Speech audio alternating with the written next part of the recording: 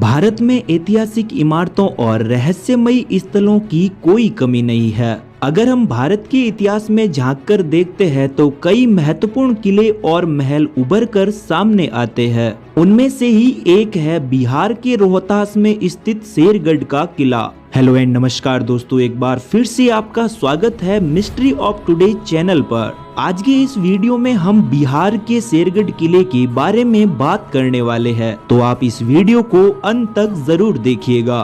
बिहार के रोहतास जिले के पास अफगान शासक शेर शाह सूरी का किला है, जिसे शेरगढ़ का किला कहा जाता है। इस किले में सैकड़ों सुरंगें और काल कोठरी है। सुरंगें कहाँ खुलती है यह कोई नहीं जानता। यह वही किला है जहां मुगल शासकों ने शेर शाह सूरी और उसके परिवार को मारकर उनका वध कर दिया था।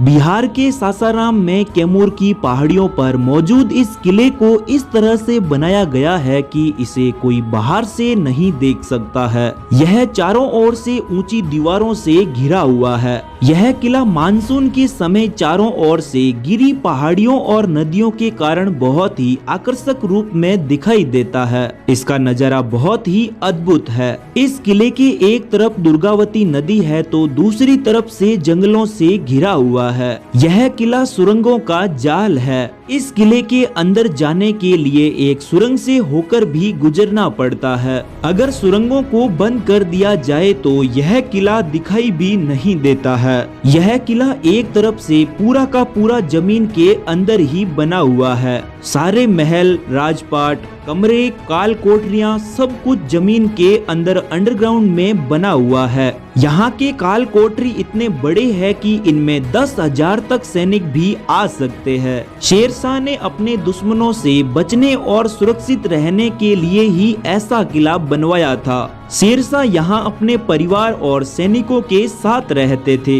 यहाँ उनके लिए सभी सुविधाएं किले के अंदर ही मौजूद थी। यहाँ के कमरे भी सुरक्षा के हिसाब से बनाए गए थे। किले से हर दिशा में 10 किलोमीटर दूर से ही दुश्मन को आते देखा जा सकता था।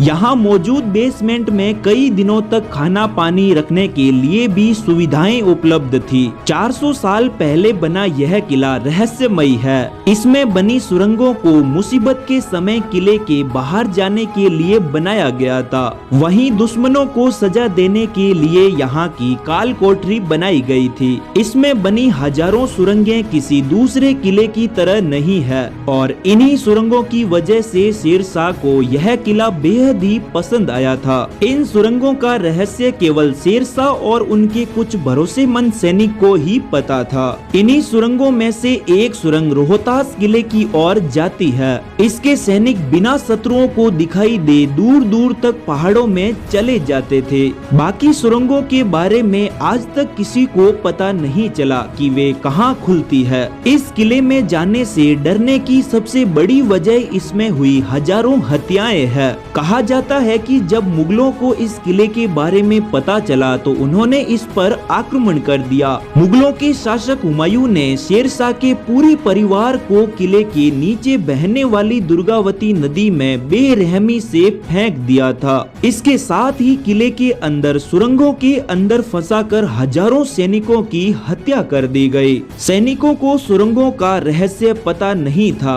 और मुगलों ने उन्हें बचने का मौका नहीं दिया था। इस महासंहार के बाद इस महल में कोई नहीं रहता था। आज भी यहाँ लोग अकेले जाने से डरते हैं। इस किले का इतिहास कहीं भी ठीक से नहीं मिलता है, लेकिन कुछ इतिहासकारों ने बताया है कि इस किले पर पहले राजपूत राजा शहबाद का शासन था, जिसका मकबरा सासाराम शहर के पास में ही बना हुआ है। बाद में इस किले को अफगान शासक शेर शाह सूरी को सौंप दिया गया। यह किला सासाराम से 32 किलोमीटर दूर स्थित है। कुछ इतिहासकारों के अनुसार यह उन्हें शेर शाह के एक अच्छे मित्र खरवार राजा गजपति द्वारा उपहार में दिया गया था। यह किला 1540 और 1545 के बीच में बनाया गया था और 1576 में मुगलों के हाथ में आया था। शेर शाह एक एक रूढ़िवादी मुस्लिम शासक थे, इसलिए इस किले में मौजूद डांस हॉल शेरशाह के शासन का नहीं लगता है। यह भी कहा जाता है कि रोहतास किले पर कब्जा करने के बाद शेरशाह की नजर इस किले पर पड़ी और शेरशाह ने भी इस किले पर अपना अधिकार जमा लिया। इस किले को नवाबगढ़ भी कहा जाता था।